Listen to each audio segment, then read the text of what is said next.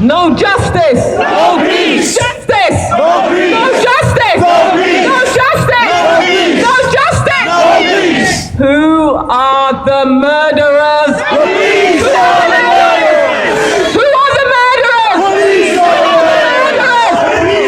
What do we want? Justice. When do we want it? No. What do we want? Justice. When do we want it? No. What do we want? Justice. When do we want it? No. Not yesterday, not 2 years ago, not tomorrow, we need it now. You haven't given it us yesterday, we need it tomorrow. We need it today. My name is Marcia Rigg. My brother is Sean Rigg, who died at the hands of Brixton Police Station, one of the most notorious police stations in Britain. They have killed so many. When they killed my brother, the pot of blood spilled onto the streets. Sean was a musician. He was a wonderful man who sadly was in this system of mental illness from the late 80s, where many of our young men were put into that system and injected. I'd love to know what's in those lethal injections, because when they don't take their medication, they act psychotic. They hear voices. They hallucinate. And what has to be happening again? They have to inject them again. So they're in a revolving door system. And eventually they died on the 21st of August 2008. Sean had not taken his medication and was very unwell. Not a criminal. He didn't need a police officer. He needed a hospital, a place of safety. Erratic 999 emergency calls were made to the police over a period of nearly 3 hours to come and take him to a place of safety, but they refused to come. Eventually, Sean went onto the streets on Brixton Hill and he was topless, carried his passport in his pocket. His cancelled passport was carried in his pocket.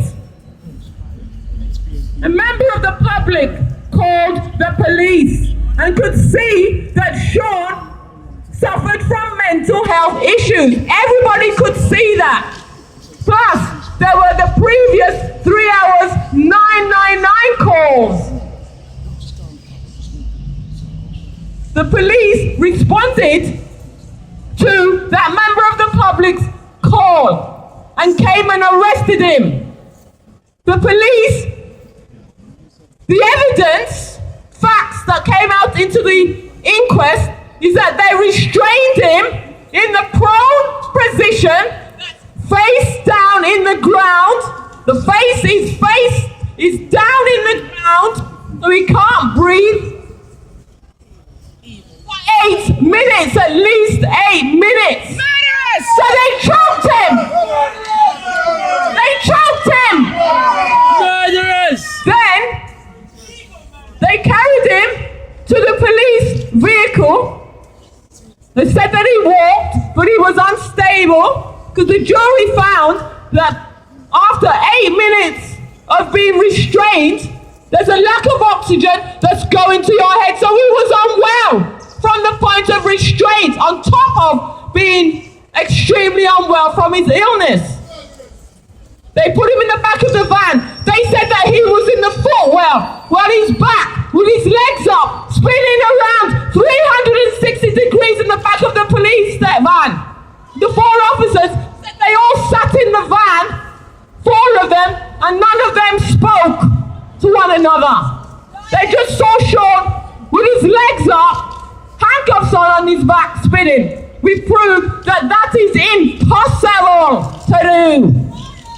Investigators later on after the inquest hired a break dancer to go in the van and do it and spin.